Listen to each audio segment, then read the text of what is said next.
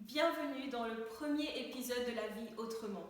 Comme son nom l'indique, cette émission existe pour te montrer qu'il y a un autre chemin, une autre vie que tu n'as pas encore explorée. Si tu te dis que ta vie est toute tracée, ton destin est scellé et que tu n'es pas au contrôle ni de ce qui t'arrive ni de ce qui ne t'arrive pas, eh bien je voudrais que tu viennes avec moi, tu prennes un temps, tu t'assois confortablement et je vais te raconter une histoire. C'est l'histoire d'une dame qui vivait dans les montagnes du Proche-Orient. Et à cette époque-là, il n'y avait pas d'eau courante dans les maisons. Donc pour avoir de l'eau, il fallait aller au puits.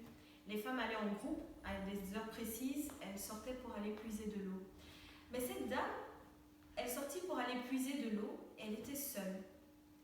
Et je pense qu'elle était seule parce qu'elle ne devait pas avoir beaucoup d'amis. À l'époque, une femme, elle était soit mariée, donc chez son mari, ou chez ses parents, une jeune fille, ou alors elle était veuve et elle avait ce statut de veuve. Mais cette dame, elle n'était pas mariée, pourtant elle avait connu plusieurs hommes. Et elle vivait avec un homme qui n'était pas son mari, et ça faisait d'elle une femme peu fréquentable. Donc elle est sortie seule, et puis elle se retrouve nez à nez avec un inconnu, un étranger, quelqu'un qui n'est pas de la ville. Et cet homme qui était fatigué par son voyage s'était assis au bord du puits, et en voyant la dame arriver, il lui dit « Donne-moi à boire ». Et la dame lui répond « Comment, toi, juif, tu me demandes à moi, une femme samaritaine, de te donner à boire ?» Parce que les juifs et les samaritains n'ont pas de rapport. Et l'homme lui répond « Si tu savais le don de Dieu, qui est celui qui te dit « Donne-moi à boire », tu lui aurais toi-même demandé à boire, et il t'aurait donné une eau vive. » Je voudrais que tu te mettes quelques instants à la place de cette femme.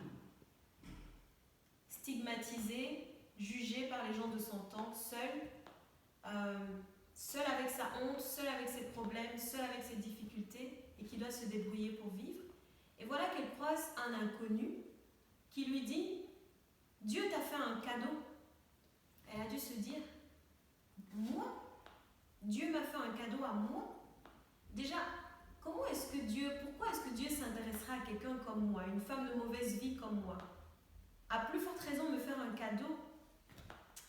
Je voudrais te dire à toi qui m'écoutes aujourd'hui que Dieu t'a fait un cadeau à toi aussi. Et comme cette femme samaritaine, tu ne le sais pas, tu as vécu toute ton existence sans savoir que Dieu t'avait fait un cadeau. Tu as vécu toute ton existence en pensant sans savoir que Dieu avait ses regards sur toi. Et en fait, même si la pensée voulait effleurer ton esprit, tu te dépêchais de chasser cette pensée-là parce que ça te faisait peur. Parce que pour toi, si Dieu te regarde, il ne peut y avoir que de la colère, il ne peut y avoir qu'une punition qui va suivre. Mais contrairement à ce que tu penses, Dieu a ses regards sur toi. Et là où tu penses que lui, il ne voit que tes fautes, lui, il voit ta souffrance, lui, il voit tes difficultés, lui, il voit tes inquiétudes et il ne reste pas insensible, il t'a fait un cadeau. Dieu t'a fait un cadeau, est-ce que tu le sais ? Dieu t'a fait un cadeau, est-ce que tu as envie de découvrir ce que c'est ? L'homme a répondu à la femme, si tu connaissais le don de Dieu, qui est celui qui te dit, donne-moi à boire, tu lui aurais demandé et il t'aurait donné de l'eau vive.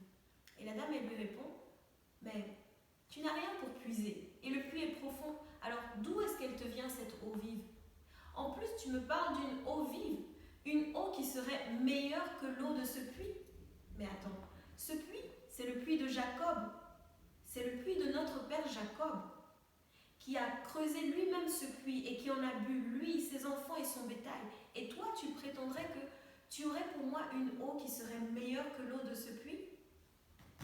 Mon ami, combien de fois est-ce que tu ne t'es pas appuyé sur des choses qui pour toi étaient des valeurs sûres ?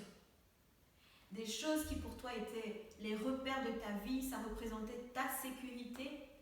Et pour toi, c'était vraiment ta fondation, quelque chose sur quoi tu peux compter.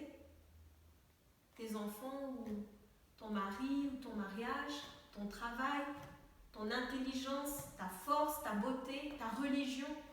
Et pourtant, chacune de ces choses-là, à une ou plusieurs reprises, t'ont fait défaut.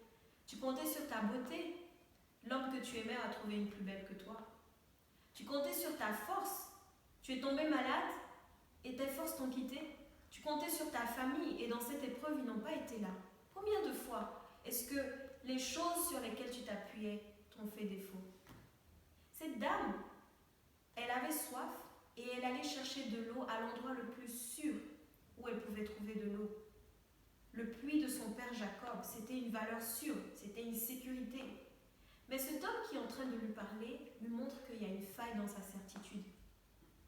Et il lui répond, quiconque boit de cette eau, quiconque boit de l'eau de ce puits, aura encore soif. Mais quiconque boit de l'eau que je lui donnerai n'aura plus jamais soif. Et l'eau que je lui donnerai deviendra un puits qui jaillira jusque dans la vie éternelle. Est-ce que tu commences à voir la faille? L'homme répond à cette femme, oui, en allant boire l'eau de ce puits, tu seras rassasié, mais seulement pour un temps. Après quelque temps, ton besoin il va revenir et tu auras encore besoin d'eau. Mais si tu peux ouvrir les yeux et voir que je suis le don de Dieu pour ta vie, alors tu me demanderais à moi et moi je te donnerai quelque chose qui va durer pour toujours. Je voudrais te dire, mon ami, aujourd'hui, que toi aussi, Dieu t'a fait un cadeau. Toi aussi, Dieu a fait un cadeau pour ta vie, comme à cette femme samaritaine. Et ce cadeau, c'est le même cadeau qu'il a fait à la femme de Samarie. Ce cadeau, c'est cet homme qui lui parlait au bord du puits. Ce cadeau, c'est Jésus. Si toi, aujourd'hui, tu peux ouvrir les yeux et voir que Jésus est le cadeau de Dieu pour ta vie, alors toi aussi, aujourd'hui, tu peux lui demander. Et il te donnera quelque chose qui dure toujours. Quelque chose qui répondra aux besoins le plus profond de ton âme. Quelque chose qui ne sera pas une solution temporaire. Quelque chose qui donnera à ton âme la paix et le repos qu'elle a toujours cherché. Tu n'as pas trouvé ce repos ni dans l'alcool, ni dans les femmes, ni dans les hommes, ni dans ton travail, ni dans ton argent. À chaque fois, c'était des solutions temporaires. Mais aujourd'hui, la solution durable, elle est là. Et elle se trouve en Jésus. Alors, je voudrais t'inviter à répondre à l'invitation de Jésus. Et c'est très simple, il te suffit de dire, Seigneur Jésus, je crois que tu es le cadeau de Dieu pour ma vie. Je crois que tu es la solution durable à mon besoin. Et je crois qu'aujourd'hui, tu es là pour répondre à ce besoin. Alors, comme la femme samaritaine, je voudrais te demander que tu viennes dans ma vie, que tu me donnes de cette eau éternelle et que tu apaises mon âme de façon durable et éternelle. Mon ami, si tu as fait cette prière avec tout ton cœur, je voudrais que tu saches que Dieu t'a répondu et que tu vas connaître la paix, tu vas connaître la joie, ton âme va trouver le